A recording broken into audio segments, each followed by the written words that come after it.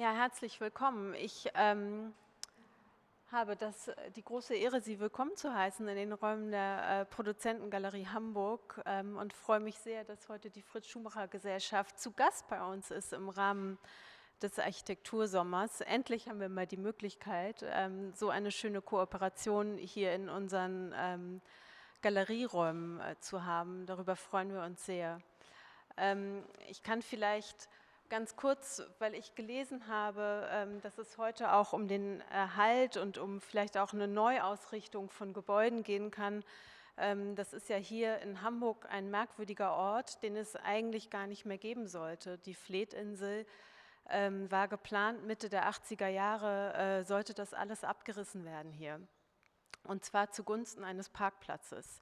Man hatte eben hier umliegend die ganzen Gebäude. Ich meine, Sie sind wahrscheinlich alle Architekten und Architektinnen, Sie kennen das sich viel besser aus mit der Stadtgeschichte, aber man hatte eben dieses Luxushotel des Steigenberger und die Fleet-Klinik geplant und man brauchte dann zusätzlich noch Parkplätze. Es war aber von jeher hier ein Ort für Kreative, für Architektinnen, für KünstlerInnen, MusikerInnen. Es gab Tonstudios, Konzerträume. Und es ist wirklich sehr viel Mühen zu verdanken von allen Seiten, von den BewohnerInnen, aber auch von großen Mäzenen hier aus Hamburg und der Kulturbehörde auch, dass dieser Ort 1987 nicht abgerissen wurde, sondern gekauft wurde von der dann für diesen Zweck gegründeten Fleetinsel GmbH, die sich verpflichtet hat, diesen Ort für 10 Jahre kulturellen Zwecken zur Verfügung zu stellen, und zwar zu einem geminderten Mietpreis.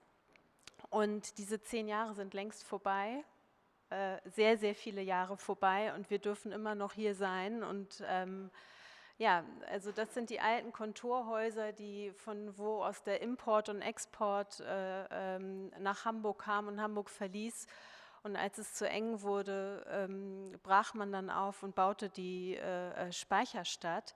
Und deshalb ist es wunderschön, dass wir bis heute noch hier sein können.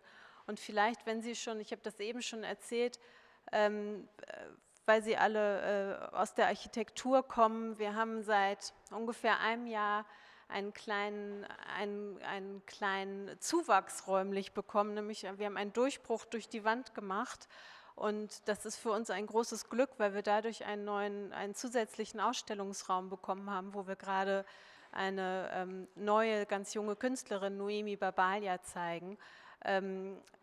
Das ist genau der Ort, wo früher bei Sauter und Lackmann die Architektur stattfand. Und es vergeht kein Tag, an dem wir nicht daran denken, wie die schönen Architekturbände da standen und wie wir da alle geschmökert haben. Es lebt so ein bisschen noch weiter, aber jetzt in neuem Kontext. So viel zum Thema, wie kann man alte Gebäude neu denken und vielleicht anders bespielen. Und jetzt geht es zum Thema Schule und Bildung. Ich bin total gespannt. Meine Schulzeit war geprägt von Appenecken, so haben wir das genannt.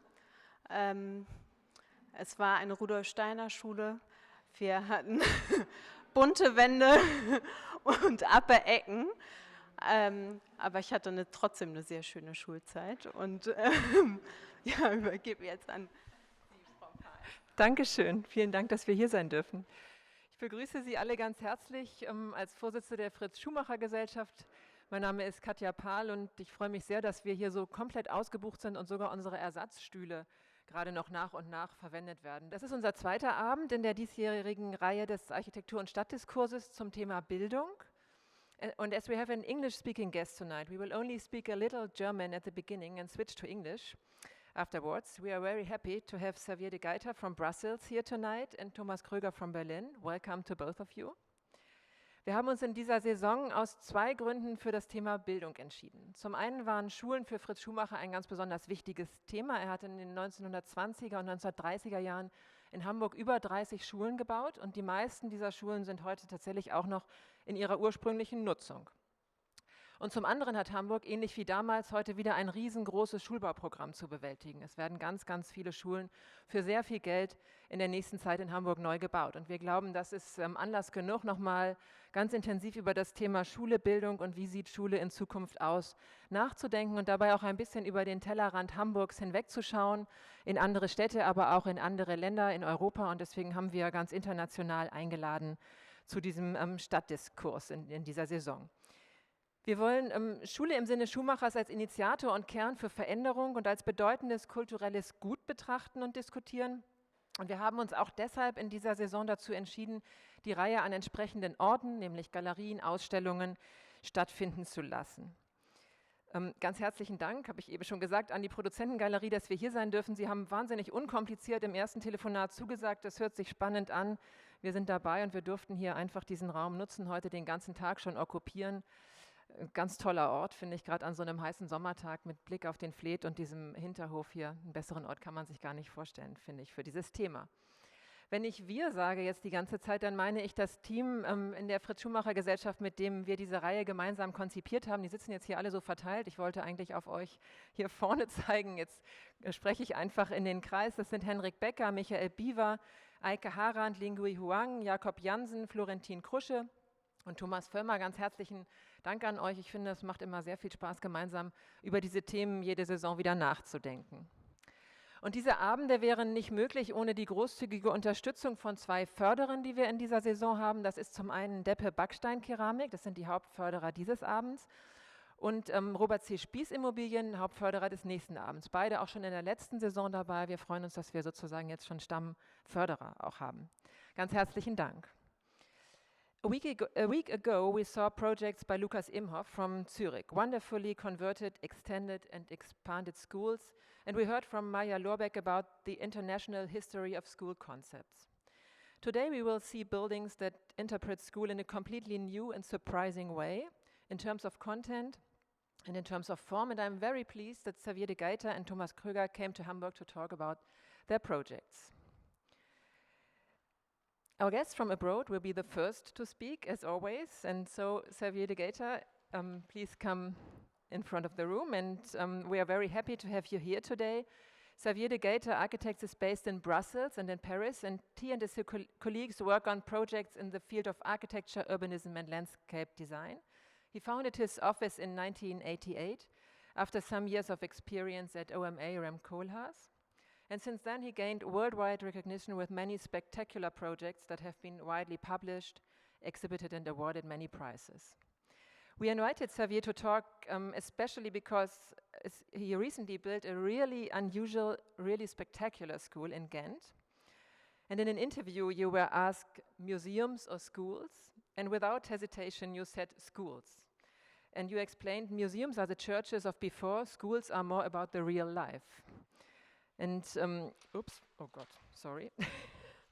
We visited your school in Ghent some weeks ago with a delegation from Bremen and Hamburg and have seen how the building really works for the real life of the students, of the children who live there, who learn there and who play there. That was really impressive. And I'm very curious now to hear more about this school from you. Please. Thank you very much for coming.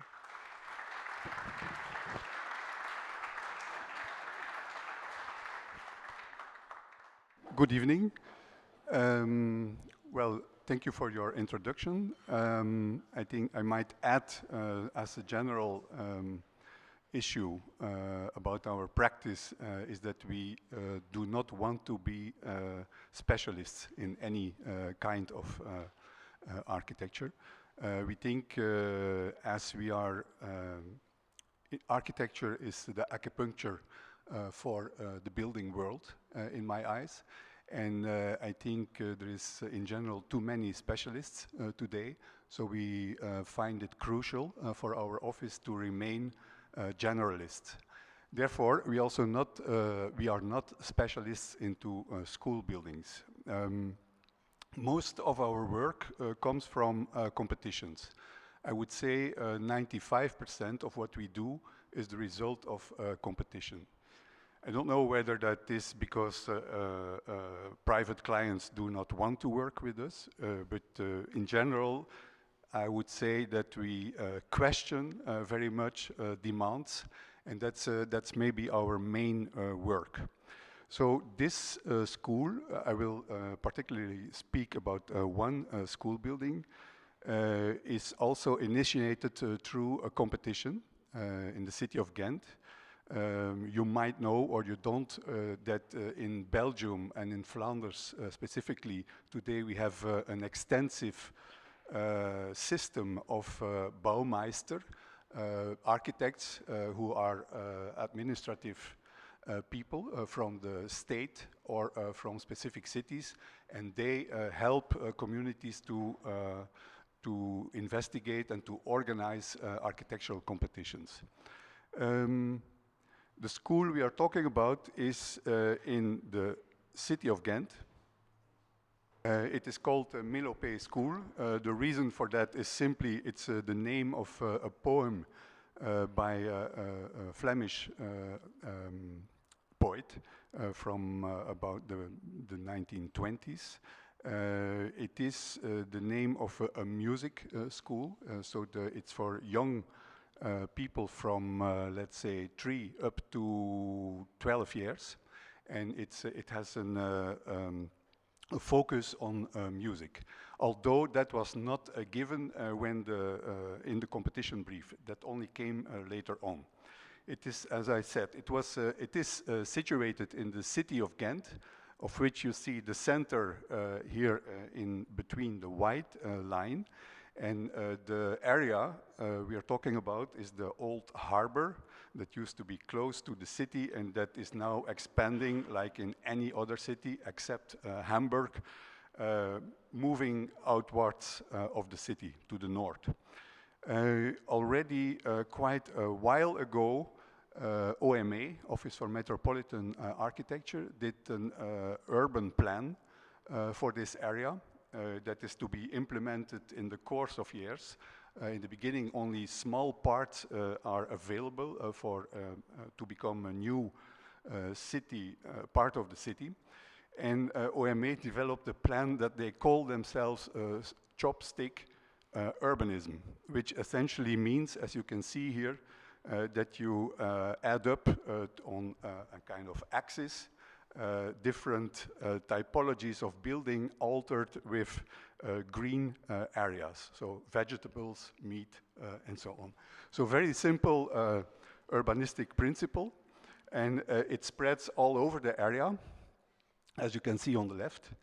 And but in the beginning, there's only small slices available of land. For instance, the one we talk about here, I don't know if there is an arrow. Oh no. Okay, I will indicate it. In the beginning, there's only these two small strips of about 70 meters depth that become available. Behind it, on the right, there's still a harbor activity, logistics, and so on. And on the left, there is the city center. And so one of the crucial issues is how to make a certain degree of urbanity on a strip of land that is only 70 meters deep along the water. And that's why, as you can see here, you see the alteration of building typologies with greenery.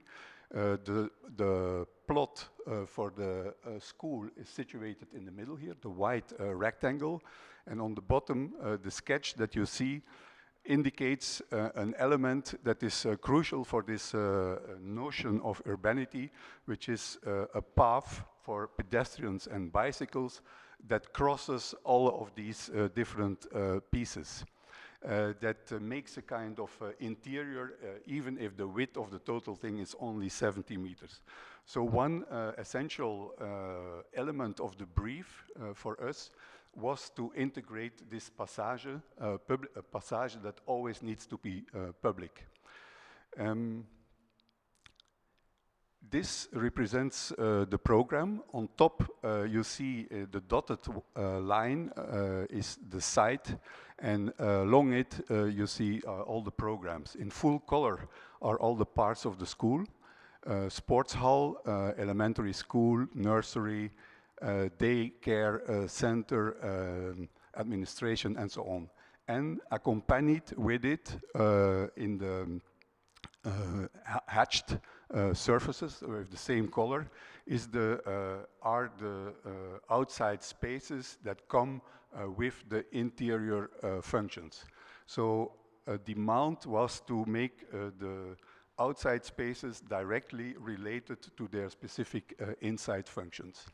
And like we always do, we made maybe 30 different models of how this very large program for a very small site could be organized. But in the end, we ended with the most simple possible configuration, which is shown on the second diagram, a very compact building volume, rectangular, maximum height that is allowed until the outskirts of the boundary of the site, with a passage just in front of it and a spatial structure in front of it that houses all of the outside playgrounds, gardens, and so on. With all the connections from inside to outside that are shown here. So a very simple concept for a very complex program on a site that is way too small. And it's basically this kind of mismatch between the site and the program that makes the project. Simply, one could say that it is a lucky shot because it allowed us to develop a typology that other school directions or directors or situations would simply not accept. And the volume, the built volume, is completely defined by the size of the sports hall that sits on top. So we did not choose a lot, we simply applied what was asked for. And so this is a model that was developed in the beginning that shows that the outside and the inside volume are strongly and formally connected through a metal structure that on the left supports all of these floating floors and elements, and on the right becomes a facade element that in which there's, for instance, all the sun screening are hung up. It's not a structural element on the right side, it is and on the left, of course, it is not only structure, it is also a kind of skin or a kind of support for greenery to grow in the course of time. This is a front view from the water side. So the outside space looks directly towards the city center, which also means that from the classes and the mensa that sit behind in the inside part of the building look through the outside structure towards the city. So a number of floating floors, stairs, objects, gardens, everything, with on the right here a little parliament for children where they can sit together and do all kinds of things. And this section shows, I think, very well how the inside and the outside are related. So direct connections, even when one has to go down towards the playground to allow the public passage to pass under here. And a sports field connected to the sports hall on different levels, but directly connected. Also, this trajectory outside of the playgrounds allows for a second escape way for the functions that sit inside. But that's secondary. Some drawings that were made right after the competition that show the variety of elements. Also, this is a drawing from the competition that shows on the left that not only this structure is cladded with greenery, but there is a very clear urban windows carved out in it. So simply by not putting any fencing, plants cannot grow there and will remain passages or windows onto the city. So the whole thing is a kind of theater, like a stage, like a set for children for their everyday occupancies. This is the ground floor. The ground floor is mainly administrative. It has two cut in the compact volume. There's two cutouts, symmetric. One is the entrance on the top. The other one at the bottom is an outside playground covered and like a loggia for the nursery, thus for the smallest children. For the rest, there is technical stuff, there is administration, and so on. But this is not really the school itself. From the entrance, one goes up a monumental stair that starts here, as you see on the plan. This is a picture of the nursery that sits on one side of the building with outside and inside spaces. This one shows from a square on the north side the entrance to the school. So, and the facades are a kind of patchwork of within the steel frame of transparent, translucent, and opaque parts for the school. So the polycarbonate you see is sometimes really translucent, gives light to the inside. At other moments, it is simply facade cladding for the opaque parts of the facade. This is a picture from the entrance, the stair that goes up, that is also used as a kind of auditorium-like space when the whole school gathers. And this picture, during construction, shows on the left there is the building, and what one sees here is the public passage that passes here under a glass floor. And the glass floor gives access from the first floor towards the ground floor for the smaller children. This public passage is not really used yet today, as there is only a small part of the strip has been built. On the north side there is a series of housing buildings installed, but on the south side the new buildings and public spaces will have to come in later times. We go up to the first floor. The central space is the Mensa, a kind of double height space that is used on a daily basis, but it is also used for event-like spaces, and all the classes and other rooms are organized around it and around the central stair. And so this way we were able to avoid corridors. They're all open circulations that always look into this central space. You can see it very well on this section, the double height Mensa in the middle, with on top of it the sports hall. And a few images of this space with windows towards the inside, towards the circulation that sits around it. And its corresponding outside space, so the Mensa is here on the right. You see the glass floor here, monumental stairs going down with all kinds of storage under the stair for bicycles and so on. And what you don't see here is a series of slides that accompany the stairs. And you see the sloping surfaces coming from the level of the bar of the sports hall on top and going down towards the first floor. Another image of this same monumental stair with the Mensa in the back. One view from a classroom towards the Mensa, as I said, without real corridors. A view at night from outside again towards the Mensa with the sports hall on top.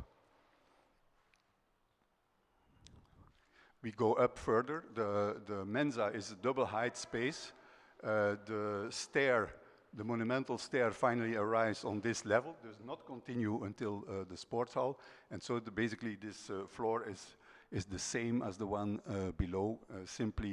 Simple organization of classes around. And finally, the sports hall itself that defines the dimension of the build part with all its auxiliary functions on two sides, and with a kind of mezzanine floor above, with on top a bar that has a view into the sports hall. An image from inside to outside. The sports field that is linked directly and exclusively to the sports hall. But also this school is the only building so far in this new development, which means that a number of functions within the school can be used by the public at moments when there is no outside of the school hours, let's say. Among them is the sports hall, is this sports field, but also meeting rooms, the Mensa, all these things can be used outside of, by the neighborhood. This view shows the same sports field again. Well, you see the glass floor on the bottom, you see the slides going down, you see the sand pit, and you see the historic city center of Ghent. So the whole thing is about 20 meter high. And we go on with a view from the bar, still empty here, with the sports hall on the left, and with a kind of terrace outside that then continues. This is a picture during construction, that then continues into this slope with ropes for the children to climb up, and with this spiral object, play object in steel, that is under construction here. Going further down, you see the object on the left there. There is a garden, and basically it has a ramp in it to make every part of the earth accessible to do gardening, but also because it's an escape way, fire escape from the sports hall. So that's why the whole slope is only 4%, and as the rules impose. Another picture of this this slope, just well, during construction, in fact. Some others going down. Here, the parliament, as we call it. So it's a simple semi-sphere in which one can sit and gather.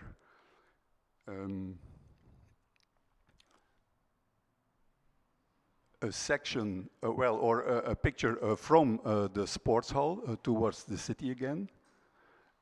Section that shows this very simple configuration. In fact, it might look spectacular in its composition of different surfaces, but in fact the plan is relatively simple. It's almost symmetric, and it's simply a matter of creating enough space under and above the different levels, and to allow for a circuit to come down.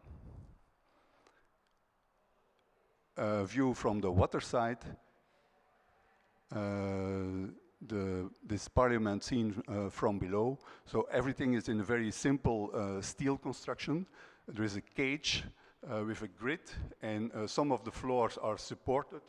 Other ones are hung up from the structure at the top, and one can see the fences that accompany it. Well, here is a drawing of the facade that again shows these windows that are clearly intended from the beginning. And now, after a few years, the planting goes already up to 10-12 meters, and the intention is that it will cover in 1 or 2 years the 20 meters. This is an image of the total steel structure, regular grid, different sections of the profile depending on the function it has, with hanging structures as well as standing structures. In green is the steel structure for the glass floor, and so on. Here you see very well the continuation of the facade from inside to outside. In fact, in this facade there is large parts that are opaque facades. This is the east facade. You can't see it, but in fact this is translucent, and so there's light coming in while this part is completely opaque. So at some moments of the day one does not see the difference. At night there is of course a lot of difference. And these images show how we integrated sunscreens in this facade. So it's pretty vague as a facade, but it's at the same time very flexible and adaptable to the needs. A few images to finish with, how the plants take over and how the children take over. There is a huge difference when one visits the school outside of school hours and during school hours. I mean, from a stage, it all of a sudden becomes a kind of a theater, an urban theater.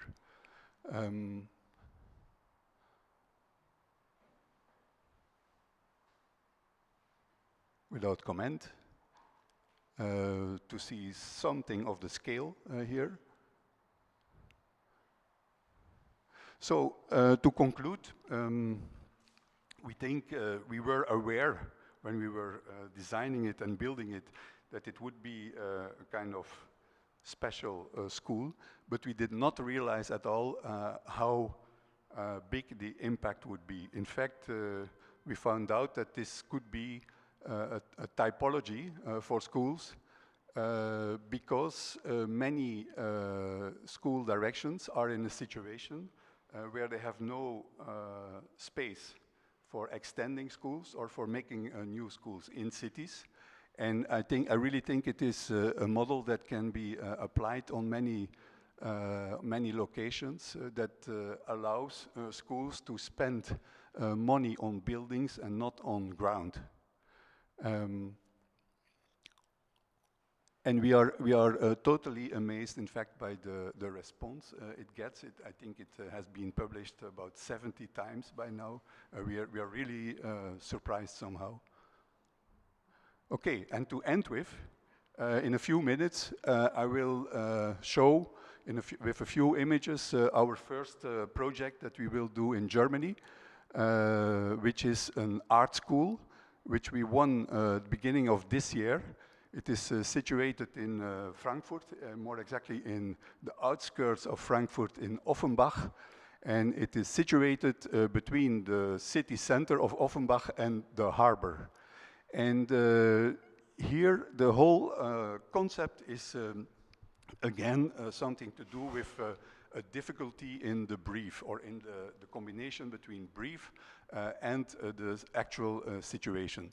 Because the art school of Offenbach has been struggling for about 15 years to get a new location and a new building.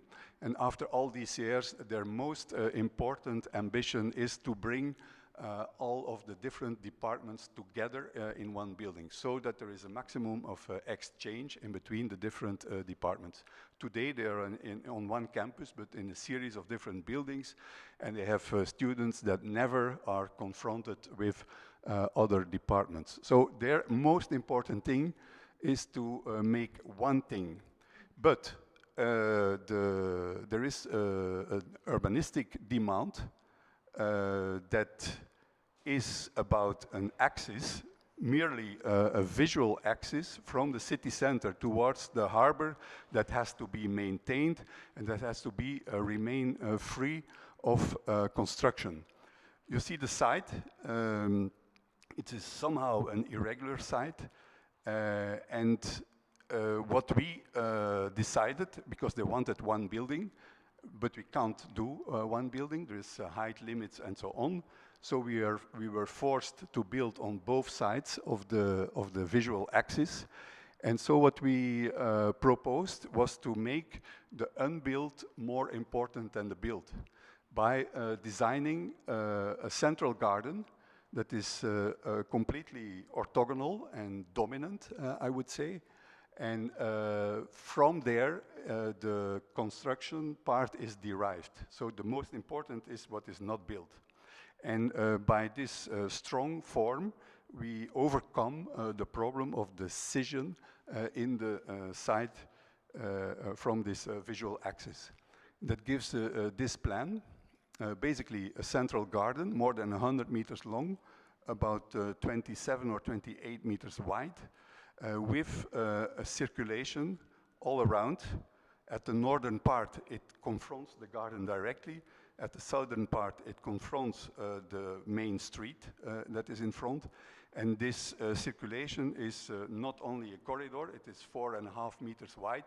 It is a kind of buffer zone. It sits between ateliers and the garden, and it is also a production space and a representation space on the south side towards the street.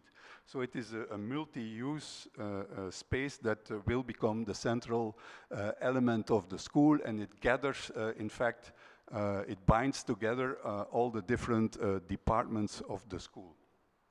So they are into cinema, they are into car design, they have sculptors, they have painters, they have everything.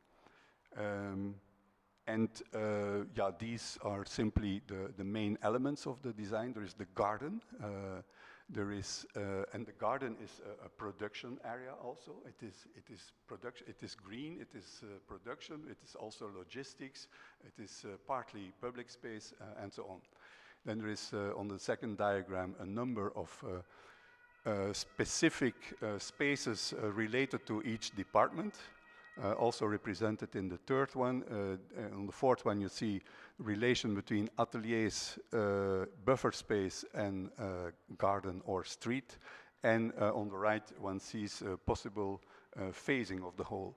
And so, altogether, a very simple building, a bit irregular, with one central garden that settles everything. This is an image, some images of specific happenings in the school building. This is an image of the main, this main buffer space with the garden on the right, ateliers on the left, and to end with a central view of the garden that where the diagonal axis crosses. Thank you. Als nächstes freue ich mich sehr, Thomas Kröger zu begrüßen. Der gründete sein Büro 2001, nachdem er bei Norman Foster und Max Dudler, zwei sehr unterschiedlichen Persönlichkeiten, denke ich, und unterschiedlichen Büros gearbeitet hat.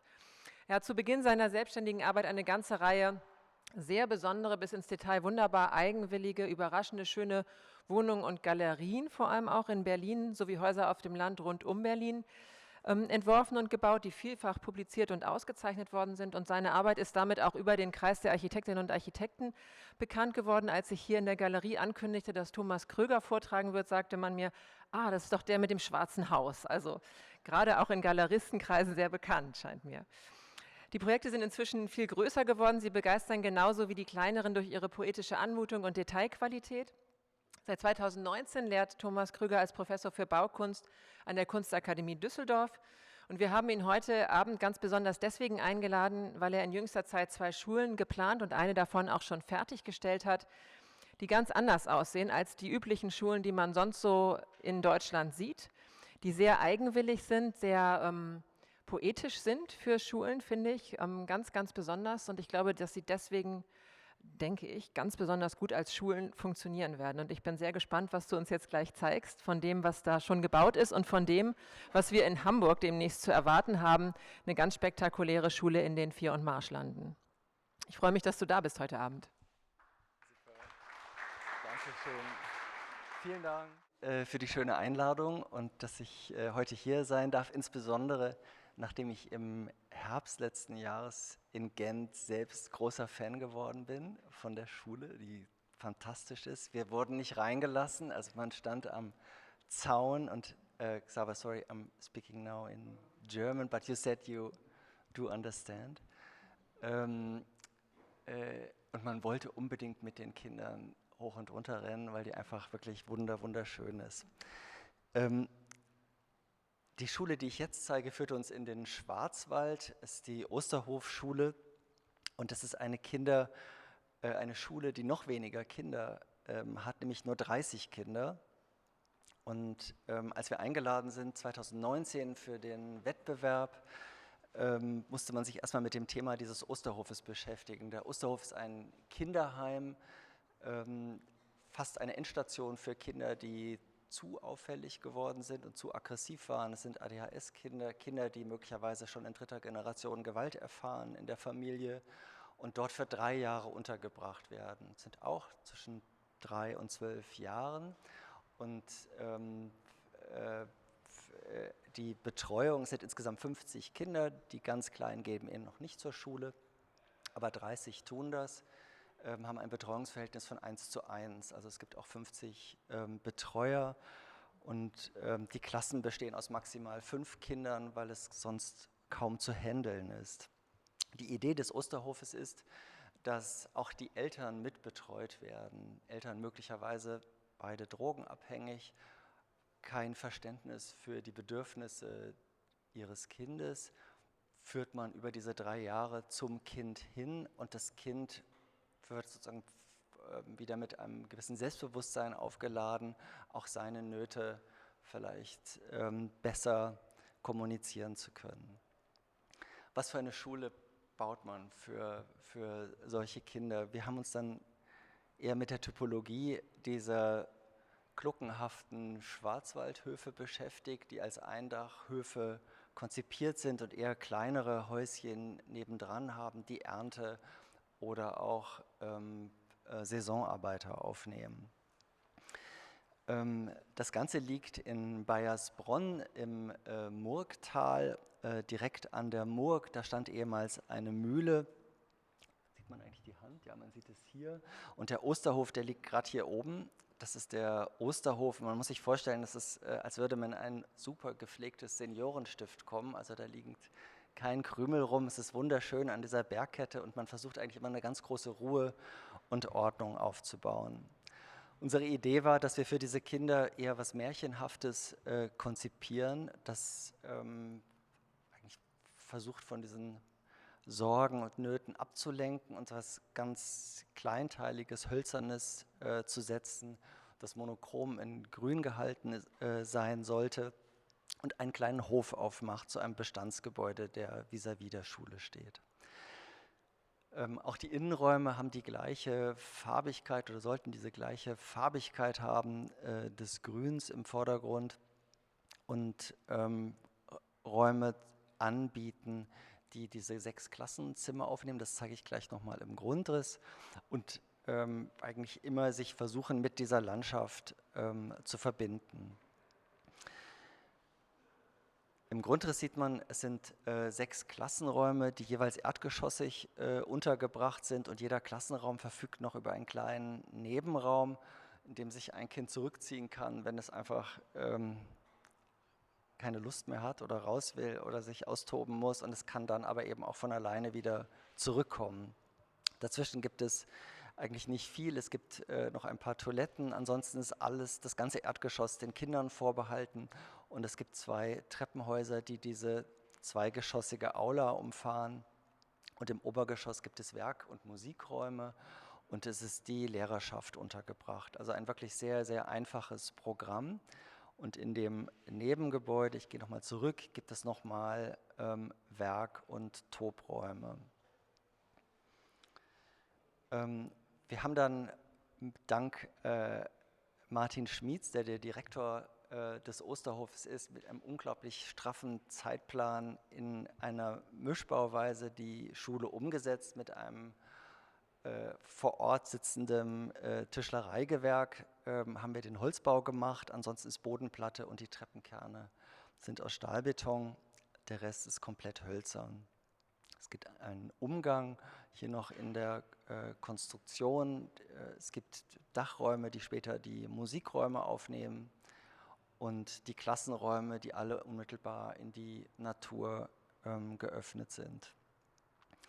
Während der Bauzeit hatten wir zahlreiche Abstimmungen, auch nochmal was die Farbigkeit dieser Schule anbelangt. Und jetzt ist sie gerade so weit fertig, dass wir mit den Außenarbeiten starten. Und ich blätter hier einfach durch die Bilder und war selbst vor 14 Tagen da. Und wir haben, also heute sind Fotos gekommen, die ich gleich im Anschluss nochmal zeige. Also so liegt es dort fast schon malerisch in der Landschaft. Morgens um 5 gibt es auch so leichte Nebelschleier, die durch die Murg aufkommen. Und das ist eigentlich die Einstellung unseres Wettbewerbsbeitrages damals gewesen. Und mehr oder weniger so ist es auch umgesetzt. So mit die Situation dieses Schulhofes, in der Mitte fehlt noch die Linde, die noch gepflanzt werden soll. Und dann nähert man sich dem Eingang. Hier hatten wir einen Künstler beauftragt, der schon seit einer Generation für den Osterhof Lampen macht. Und er hat dann nochmal diese Lampen für dieses Haus konzipiert. Das ist der Aula-Raum. Die Klassenzimmer sind schon bezogen. Und das ist das Bett der Direktorin, die erstmals, ich glaube, es gibt keine Direktorin, die in einer Schule schläft, die macht es, weil sie so glücklich ist in dem Haus und hat sich ihren Löwen mitgebracht, der da hinten auf dem Bett liegt. Das ist das Badezimmer, nochmal der Schulraum und dann gibt es oben den Korridor für die Lehrerzimmer und die Verbindung zwischen Musik- und Werkraum. Und das ist der Musikraum. Sieht jetzt alles sehr, sehr ordentlich aus. Es ist eigentlich ziemlich wild dort und man versucht das immer zurückzuführen. Die Loggen, die immer zweiseitig diese Werk- und Musikräume begleiten. Und dann die Murg hinten, der kleine Kanal angeschlossen an das Gebäude. Und dann war der Tag rum und die Abendstimmung. In Hamburg sieht es ganz anders aus. Da haben wir nicht 30 Kinder unterzubringen, sind aber landschaftlich ähnlich schön mit den 4 Marschlanden. Und erstaunlicherweise, das war 2017 der Wettbewerb, ganz ähnliche Typologien, die das Marschland geprägt haben. Auch hier haben wir Langhäuser vorfinden können als Eindachhöfe. Und das sind eigentlich die Blicke, die wir vorfinden konnten, als wir das erste Mal das Grundstück angesehen haben. Jetzt suche ich Pia, weil jetzt muss ich Pia Brückner. Es freut mich wahnsinnig, dass du da bist, weil wir haben zusammen den Wettbewerb gemacht und entwickelt. Und heute ist Pia in Hamburg und nicht mehr im Architekturbüro, sondern kämpft für die Stadt. Und wir haben uns damals wahnsinnig weit nach vorne gelegt. Und wir haben zwar aus den Typologien, die dort sind, aber wir hatten rund 1200 Kinder in eine Schule zu bringen und haben ein Langhaus vorgeschlagen, das wirklich sehr groß war. Also ein 200 Meter langes Langhaus. Und das hat dann zu erheblichen und kontroversen Diskussionen in der Jury geführt, wie mir berichtet wurde. Es soll auch Tränen gegeben haben. Und zwar, glaube ich, keine einfache Entscheidung. Man hat uns nämlich mit einem anderen Büro zusammen einen ersten Preis gegeben, mit der Aufforderung, dass wir da nochmal antreten müssen. Mit dieser Geste des Wohlwollens kam ein Brief vom Direktor der Schule, der wirklich emotional sehr aufgeladen war und man hatte entweder die Chance, ihn einfach schnell wegzuwerfen oder sich nochmal hinzusetzen und zu sagen, okay, lass uns das ernst nehmen und nochmal alles filtern. Aber das war der erste Wettbewerbsbeitrag, der möglicherweise recht radikal war und die Idee, was wir vorhatten, war einfach diese Typologie des Langhauses so umzusetzen, dass sie ja doch einerseits relativ als gewaltige Figur dort steht in dieser Landschaft und andererseits aber auch aufgebrochen diese Kinder aufnimmt. Rückblickend muss ich sagen, dass ich sehr dankbar für diesen sehr emotionalen Brief bin, den der Direktor geschrieben hat, weil wir sind dann also nochmal ins Rennen gegangen und haben eigentlich fast die identischen Pläne abgegeben, außer dass wir aus einem Langhaus 2 gemacht haben und haben die so in die Landschaft gelegt, dass sie eine Art Schutzzone für einen Schulhof aufgemacht haben, der, glaube ich, angenehmer von der Typologie dieser Gebäude zu erleben ist. Er hat uns auch generiert, dass wir plötzlich nicht nur einen Schaugiebel hatten, den man vermutlich nie so richtig wahrgenommen hätte oder jeweils an den 200 Metern ein Ende, sondern jetzt gucken 2 auf die Haupterschließungsstraße in Kirchwerder und die Situation sieht so aus. Das Innenleben der Schule, das sind noch die Bilder auch zum zweiten Wettbewerb gewesen und wir haben so relativ nebulös gesagt, wir möchten gerne eine Ziegelfassade machen. Und wir haben uns gleichzeitig hingesetzt und mit verschiedenen Ziegelherstellern gesprochen, wie schaffen wir das eigentlich? Alle Kirchen schaffen Formen an ihren Fassaden. Kriegen wir das nicht hin, an diesen doch relativ kurzen Schaugiebeln mit diesen doppelgekrümmten Fassaden das umzusetzen? Das war sehr, sehr aufwendig. Gleichwohl wollten wir das aber im Wettbewerb nicht verlieren und haben das gewagt, das zu machen. Die Grundrisse, auch Wettbewerbsstand, sahen vor, dass wir jeweils ein Cluster, es ist eine Clusterschule, die 7-zügig ist, dass wir wie kleine Dorfplätze ausgelegt haben, um diese 7 Klassen drehen, plus noch entsprechende Nebenräume. Und so ist immer ein Cluster zwischen Treppenhäusern rechts und links eingelegt und dann kommt wieder das nächste Cluster und der Abiturjahrgang, der hat hier vorne den Kopf als auf mehreren Etagen sein Cluster untergebracht. Das ist der Südflügel. Der Nordflügel übernimmt alle Biologie-, Chemieräume, alle naturwissenschaftlichen Räume, alle Proberäume, vor allen Dingen aber auch die Aula, die Lehrer und die Werkräume. Es gibt eine große Tradition an der Schule, an dieser Stadtteilschule, dass die musischen Fächer ganz besonders gebildet sind, so Musik und Theater.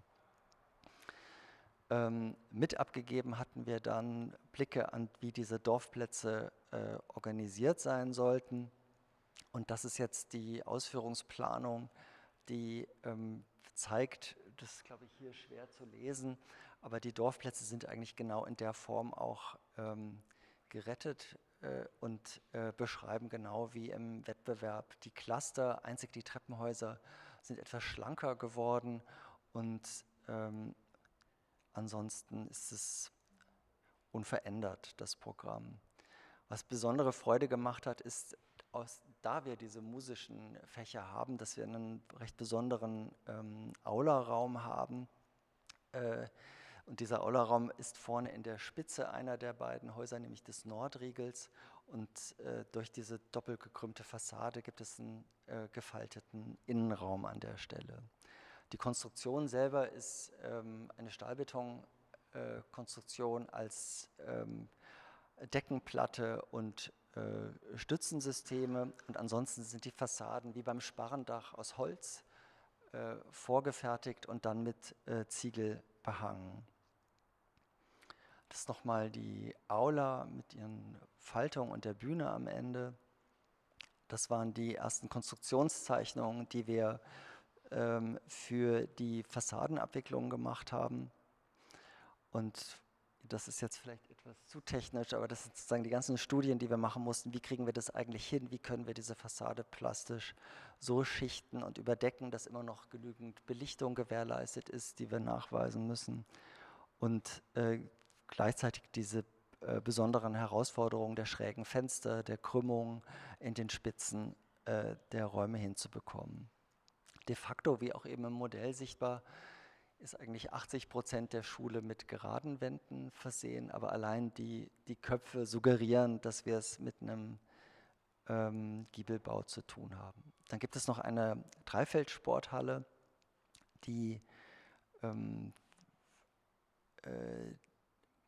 sich auch insofern entwickelt hat, als wir sie etwas reduziert haben in ihrer architektonischen Form, die sie vorher hatte. Und die ist jetzt sehr rational und, glaube ich, für diese Mengen an Schülern auch sehr funktional ausgestattet. Das heißt, man hat verschiedene Eingänge für die jeweiligen zusammenlegbaren Sportfelder und man kommt hier rein, hat die Umkleiden, die Sanitärräume und geht dann jeweils in das Sportfeld über.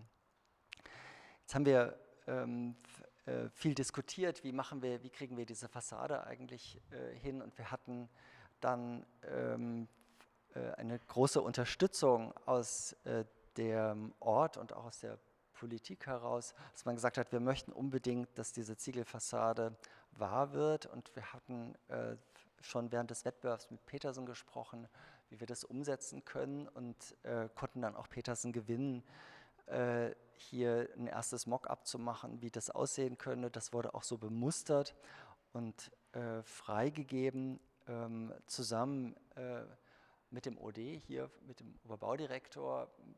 Also da hat sich Hamburg wirklich sehr stark gemacht, sich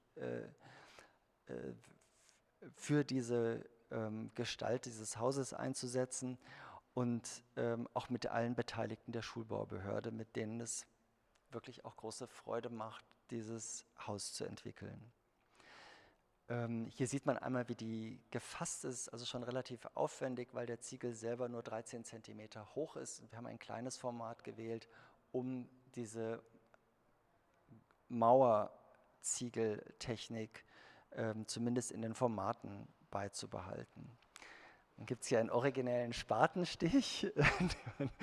Und Herr Höfling hier zu sehen, ist unser Projektleiter, der ganz großartig ist, von der Schulbaubehörde.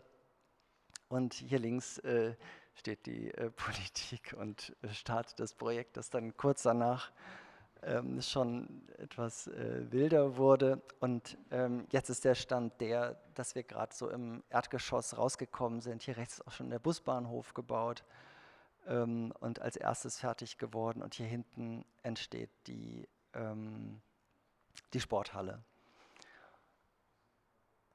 Ja, abschließend, wir haben jetzt ein erstes Mock-up gemacht dazu, dass auch die Plastizität des Gebäudes zeigen soll, auch wie mit Leibungen umgegangen wird. Und da sind wir gerade dran, das zu entwickeln, zusammen mit dem GU. Und nächsten Donnerstag gibt es wieder die nächste Abstimmung am weiter fortgeschrittenen Mock-up. Ich weiß nicht, ob ich jetzt schon die halbe Stunde weitermachen. Also ich würde noch gerne eine Sache zeigen, die mir doch sehr am Herzen liegt. Zwar ein Wettbewerb von Anfang des Jahres, den wir nicht gewonnen haben. Ich möchte ihn trotzdem gerne zeigen, weil es ein ganz anderes Umfeld und ganz andere Typologien sind, die uns hier umgeben haben. Das Ganze ist in Erlangen, in Spardorf. Ist eine 70er-Jahre-Schule, die als Bausteinschule errichtet wurde. Das Gebäude der Schule, der Emil von Behring-Schule, die wir beplanen sollen, steht gerade hier an dieser Stelle und ist als Betonkonglomerat mit einer weiteren Schule an dieser Stelle gebaut worden, die dann in eine Berufsschule noch eine Etage tiefer ging. Also wirklich 3 Cluster unterschiedlicher Schulen zusammengesetzt, und die Aufgabe war, einen Neubau zu errichten und dann im zweiten Schritt die bestehende Schule abzubrechen und dort eine Dreifeldsporthalle zu setzen. Das Grundstück selber wunderschön in einem Wald gelegen. Es gibt jetzt schon einige Tiere, die dort gehalten werden, Ziegen, Schafe etc. Und man hatte immer von dieser Art Waldschule gesprochen, also dass der Unterricht auch im Freien stattfinden können sollte. Und wir haben uns, hier ist es 1300 Kinder, es sind 50 Klassenzimmer mit allen Nebenflächen und ebenfalls eine sehr musisch orientierte Schule. Wir haben uns zu einem terrassenartigen Haus entschieden, das zur Hälfte steht, zur Hälfte hängt. Und im Groben ist es sozusagen eine Art von Schichtung von Gebäude, das ein Atrium hat an einer Stelle, wo darunter dann auch der Eingang liegt. Und das sozusagen einmal dieses Auffangen von Ankommen beschreibt, wie man diese Schule begeht. Man sieht es nochmal hier im Erdgeschossplan. Man hat eine große Aula und eine sehr große Treppe, die einen direkt auf die dahinterliegende Terrasse führt. Man sieht es gleich nochmal vielleicht im Bild. Und dann ist es eine sehr dicht organisierte Schule, die diese recht großen Räume nebeneinander sortiert. Den Fluchtweg haben wir gelöst über eine diagonal über die Terrassen sich ziehende Fluchtwegstreppe, die mit jeder Terrasse entsprechend breiter wird. Und hier unten sind hauptsächlich die naturwissenschaftlichen Räume untergebracht und dann steigt es nach oben an und die jüngsten Kinder sind in der obersten Etage und mit jedem Alterswechsel geht man dann sozusagen Richtung Erde. Nochmal die Ansicht von der Gartenseite, die Fassade, auch hier haben wir eine Mischkonstruktion aus Holzbau und Stahlbeton. Wir haben aber tatsächlich hölzerne Tragdecken, die dann mit Stahlbetondecken aus akustischen Gründen entsprechend gedeckt sind. Die Verschattung wird über Solarpaneele oder hätte über Solarpaneele erfolgen sollen. Und man sieht nochmal hier im Seitenschritt, dass es im Grunde wie so ein eleganter Wohnbau als Terrassenbau funktioniert. Die Hängepartie wird abgetragen über den großen Träger, der über den Treppentürmen sitzt. Und hier nochmal sozusagen das Atrium, das auch Licht nochmal in diese sehr tiefen Grundrisse liefert und dann der Blick runter in den Eingangshof. Hier nochmal die große Eingangstreppe als Theatertreppe mit dem Blick nach Süden auf die erste Terrasse, die sich dann anschließt und visualisiert ist ja immer die schwierigste Situation der Klasse, nämlich am unteren Ende des Atriums, dann mit dem Blick in den Vorhof. Das waren die Schulen, die wir genau zu zeigen möchten.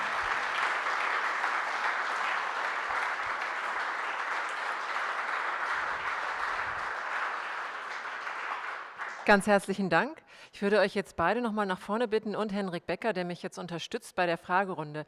Jetzt haben wir bestimmt alle schon ganz viele Fragen angesammelt und wir wollen noch ein bisschen gemeinsam sprechen über diese super tollen, spektakulären, jeder auf seine Weise oder auf ihre Weise Schulen. Willst du gleich mal das Mikro übernehmen, Henrik? I can begin. I'll do it in English then, right? So I have a first question. About the importance or the issue of context or the dealing with context.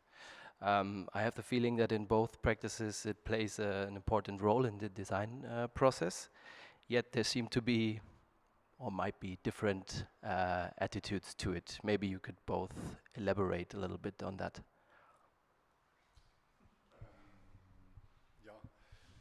Depends what context you mean. I mean, the neighboring buildings, the housing buildings, are completely separate from us, and I think not imposed by urban rules, but they tend towards brick. But for me, the context is something different. The context is the harbor.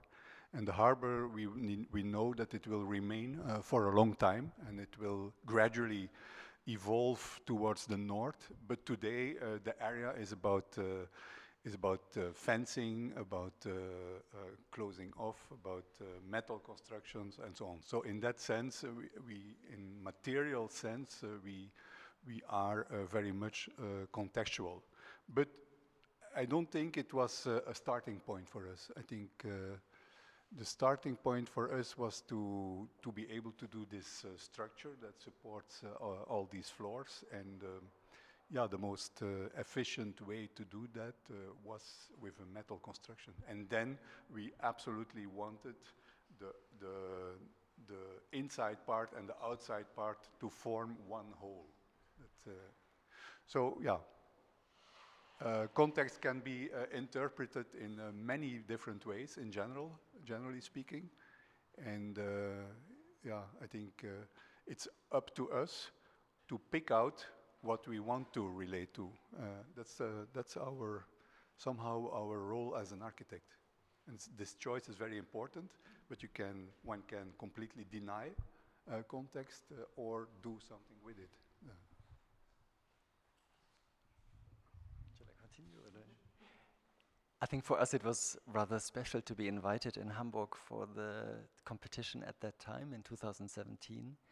And I think it was only because of the houses we built in the countryside. And having the chance to build in the Vier Marschlanden, I think that this Schulbaubehörde, I can't translate really, invited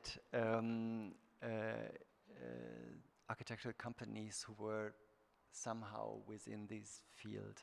So of course we started with the context in choosing typologies, being very natural, dominating, or giving the identification for those places. And this is what we were interested in, yeah. And in a similar way, also in the Black Forest, yeah.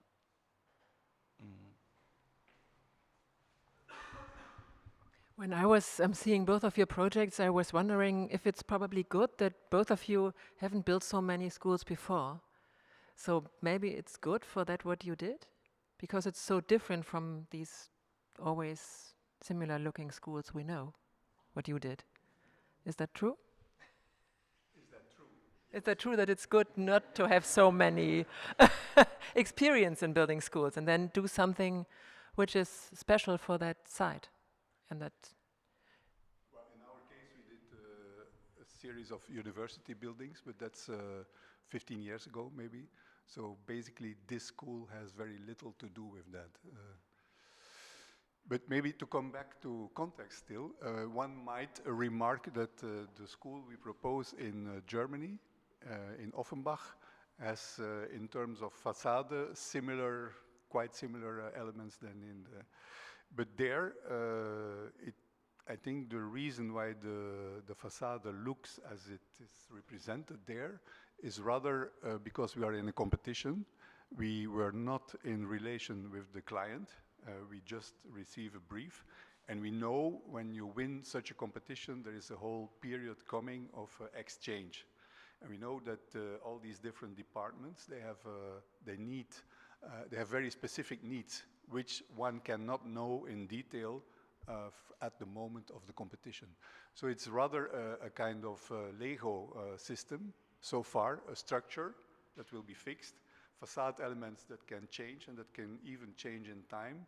So it's a very much a modular construction the way it is thought of today. That might change in the evolution of the project, but in fact there is no direct relation between the facade in Ghent and the facade in Germany, for me. Okay, but I'm not sure if I answered your question. But maybe do you want to answer? Then you have to repeat the question. I thought it's probably good that you never built a school before. Otherwise, probably it would have looked completely different. No, I wonder, it always has to be the first time, no? And in fact, Hamburg was the first competition we did. 2 years later, the Black Forest came along. And I hope we are more confronted with even more competitions in this direction, because it's such a pleasure also to dream this school building. Yeah. Yeah, I have the feeling also that this is closely related to what you were speaking about at the beginning of your lecture, being a generalist instead of being a specialist. And I think, and that's one question that I have to both of you, probably very different in the answer, but you talked about the importance of the Flemish Baumeister for like having this role and I don't know, organizing these competitions. And my question would be, is it like for all the schools that the Baumeister in Flanders is playing an important role, or is it a special case in the school of Ghent? The way it works is that communes or cities who are not experienced in organizing competitions, they can apply to the Baumeister to help them to organize it. And then he organizes the jury and so on. In this specific case, it is a kind of an organization that is dependent of the city of Ghent, who organize all kinds of competitions, building projects. And in fact, they have in-house experience enough. And in this particular case, they did not need the help of the Flemish Baumeister. But the way it works in Flanders is quite interesting, I would say. I don't know how it works here, but when I was a student, there was no interesting architecture in Belgium, not at all. And so I left the country. And because there was no competitions, because there was only political architectural offices who paid every year into political parties, and that's the way they got commissions. Then there was Europe. In '93, they obliged every country, every public organization to organize competitions. And it's a consequence of this European decision that in Belgium, in Flanders, in some cities, they started to organize these Baumeister because simply there was not enough, there was no tradition and not enough experience to organize competitions. And other countries in Europe were much more advanced. For instance, France has a tradition from back from the 60s to organize competitions, because it was kind of national thing. And that's by the way, one of the reasons why at the beginning of our career we invested a lot of energy to participate in France, because simply competitions were better organized, better paid, everything.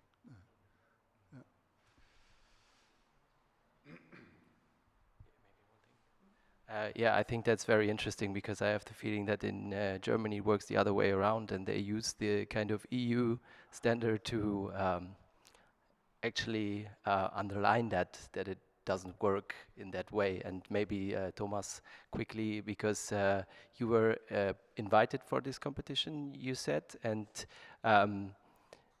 because normally it works like this, you have to have a reference in this specific building type to take part in the competition. And I guess having won this one competition for the school enables you to be invited for more school competitions, so you're getting to be a specialist instead of a generalist. Hopefully not. But I think that this bravery is to give for the Schulbaubehörde, because they made the decision that on this place they want to try a different route in doing a competition. And I think we need more bravery in this kind of respect, that you do not have to show things that you didn't do yet, no? And to prove that you can do it. I think we would have much more interesting work coming out if younger offices would have the chance to compete, and because also the older ones would need to move much more and be more aware of what the younger ones are going to bring along. And yeah, in this respect, we are a little bit rusty in a way, no? That you, yeah, we need some oil. That's one thing that systematically happens in Flanders and in Belgium with these Baumeister. They oblige themselves to, in every competition, integrate young officers that do not have the references at all. And so they are kind of jokers in each competition. And there's really a difference with 20 years ago, where today young officers can get all kinds of chances.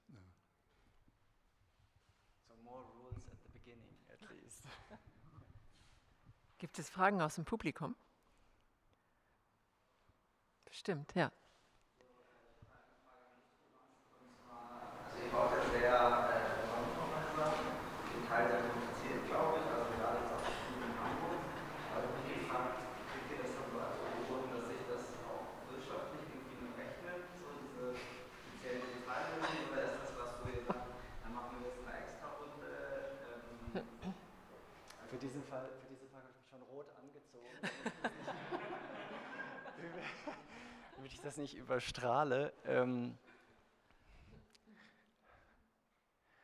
Also wir sind besser geworden, würde ich sagen. Aber ich glaube, immer dann, insbesondere auch natürlich bei kleineren Projekten, kann das, also da muss man sich schon sehr, sehr anstrengen, um das wirtschaftlich zu schaffen.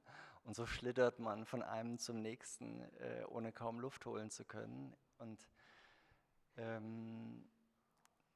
solange es noch Spaß macht zu kämpfen, machen wir das. Und ja, aber ich glaube, dass das Schöne ist, wenn man das hinkriegt, dass man zusammenbaut. Und ich glaube, I think that is the beauty of our job, that we really do build together with other builders and clients and participants who are not architects, but really doing the thing or paying the thing. And yeah, at one point, of course, you have to look at yourself that it will work. But yeah. Weitere Fragen?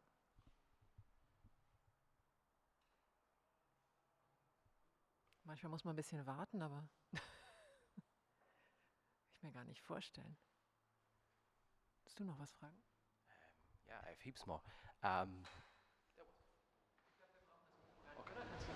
Maybe you could talk a little bit about how you find your ideas, references, and ideas at the beginning of your work. I ask because you will use strong pictures of what could be, and what is the process to get to such a result? Shall I start? Yeah, I have my answer ready because I had to answer the same question yesterday. Basically, we are an office of about 60 people since quite some time, and we do about 15 competitions in a year. And I really like to do competitions because for at least a while you are free of your client, you are liberated from your client, which allows you to think freely and to make pure concepts. Eventually concepts that then that are so essential that they can be altered and diversified later on when you work with the client. But I think I prefer to do a competition than to start with a client. And the way we work is in fact very simple. And that's a method I took over from being at OMA a long time ago. There's two possibilities when you start a competition. Or you have an intuition, or you have no clue. And in both cases, we start the same way. We start with a team that can be bigger or smaller, that is composed of different persons, different nationalities, and so on. And they start to produce things.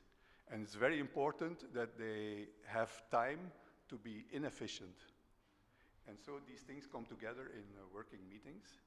And what we always try is after a while, to find some form of evidence, something that does not need all kinds of explanation, but that has a kind of evidence in itself. And so in one case, we have no clue, and we slowly start to build up something. Or in the other case, it is a kind of verification of your initial intuition. But the working method remains the same. And it's even like that I when I have an intuition, I won't tell it to the team. And only afterwards, yeah, that's how we work. Yeah. Yeah. Yeah. Yeah. Yeah. But is that answered? It's answered, no? I answered your question, no? Did I? Okay. Yeah. And your last sentence pointed out what I didn't really ask, but what is Yeah. because sometimes you have people with strong ideas and they say, "Oh, everybody knows Yeah. how we should go this direction because we feel it could Yeah. be this."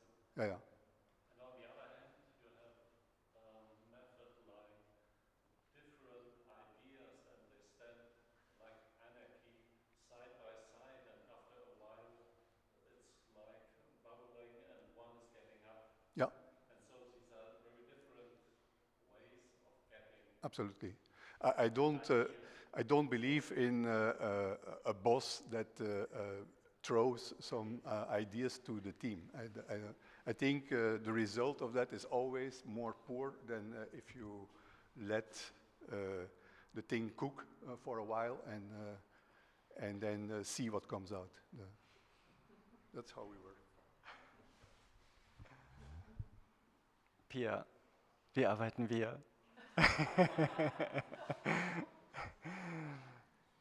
I think we are more trained in telling stories, no?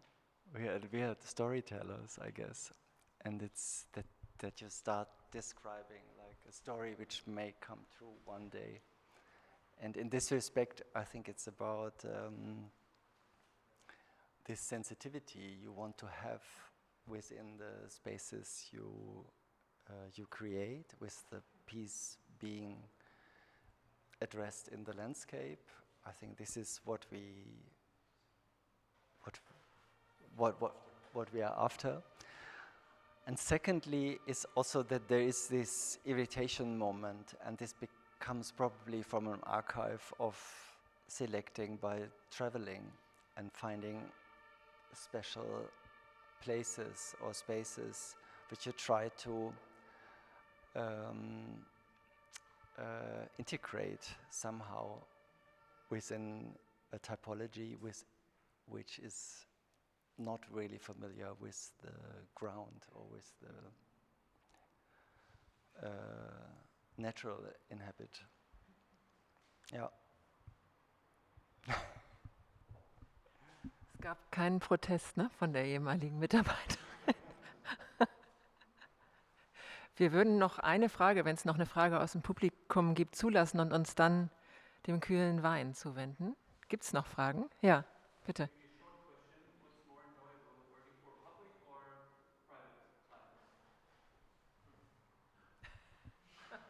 I didn't understand. What is more enjoyable?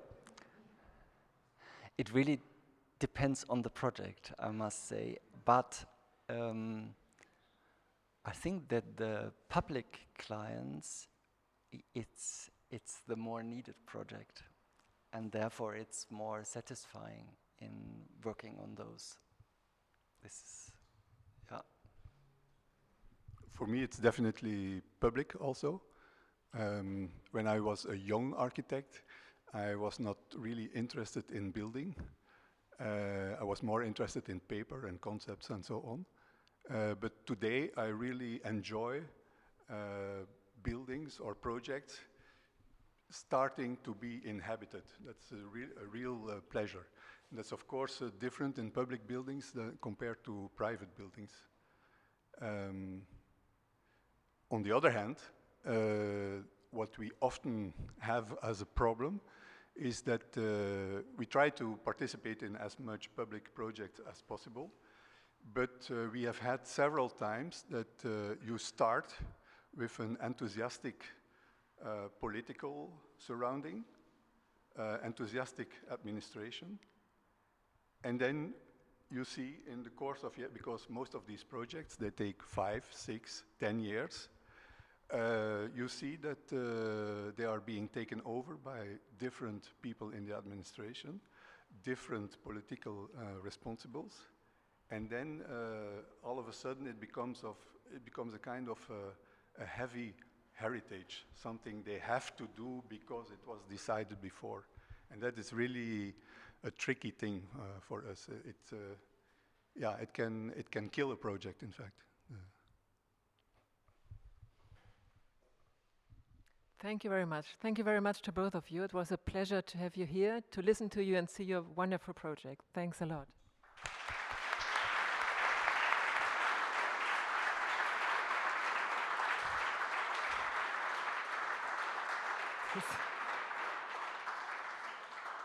Das ist ein angemessen tosender Applaus. So laut hat sich das noch in keinem anderen Raum angehört wie hier. Super. Ich möchte, bevor wir gleich etwas Kühles zu uns nehmen, kurz noch ankündigen, was wir alles noch in diesem Architektursommer vorhaben. Am 2.7. geht es weiter mit einer Führung durch eine Fritz-Schumacher-Schule. Wir haben diese Vorträge und wir haben Führungen und schauen uns die historischen Schulen Schumachers an. Am 2.7., das ist ein Sonntag um 14 Uhr, führt uns Jörn Simonsen, der heute auch hier vorne sitzt, durch die Schule Alter Teichweg. Die ist ziemlich bekannt geworden zu Corona-Zeiten in Funk und Fernsehen. Der Schulleiter hat einen Grimme-Preis gewonnen, weil er so ein ganz tolles Corona-Fernsehprogramm organisiert hat. Das haben vielleicht einige von Ihnen mitbekommen. Und jetzt wird die Schule weiterentwickelt und wir werden von einem Insider, der an diesem Verfahren beteiligt ist, ganz viel hören, die historische Schule besichtigen und hören, was da weiter passiert. Also das werden wir weiterhin ankündigen, können Sie gerne einfach vorbeikommen. Am 6.7. findet der nächste Abend in dieser Reihe statt. Wir haben Mechthild Sturmacher eingeladen von Korte Knie Sturmacher aus Rotterdam und einen ganz jungen Architekten aus Paris, Julien Bordeaux. Glaube ich, beide sehr spannend. Die eine baut Schulen mitten in der Stadt, baut Schulen sozusagen mitten in der Stadt. Der junge Architekt eher in einem dörflichen Kontext, beides sehr, sehr interessant, glaube ich, zu sehen. Und dann haben wir am 11.7. ein Breakfast-Event. Das haben wir noch nie gehabt. Da geht es nicht abends los, sondern morgens um 8.30 Uhr in der großen Ausstellung Die ganze Stadt, der BSW. Wir haben im vergangenen Sommer einen Film in Kooperation mit der BSW, vielen Dank, Herr Junge, der BSW und der Architecture Foundation London über Hamburg und die Stadtentwicklung Hamburgs gedreht, ein bisschen dabei auch auf Schumacher geschaut. Und dieser Film wird vorgestellt und zu dem Anlass, um nochmal von außen international auf die Stadt zu gucken, haben wir Anne Fontaine von Noah Architekten eingeladen und Tom Emerson von 6A aus London. Und Alice Woodman von der Architecture Foundation aus London wird auch da sein. Da können Sie bei uns frühstücken, den Film in einem ganz kurzen Trailer sehen, den übrigens Jan Lewandowski gedreht hat, der jetzt hier heute Abend auch filmt. Und ein bisschen hören, wie man international auf Hamburg schaut. Und dann gibt es am 13.7. den letzten Abend in dieser Reihe. Da kommen Anna Jessen von Jessen-Vollenweider, Architektur aus Basel und Label Architecture aus Brüssel. Ganz junges, ziemlich cooles Büro, die auch ganz tolle Schulen bauen. Ich hoffe, dass Sie alle wieder dabei sind. Und jetzt freue ich mich erstmal noch auf ein bisschen Gespräch bei Wein. Und da ist noch Wasser nachgelegt worden. Vielen Dank. Dankeschön.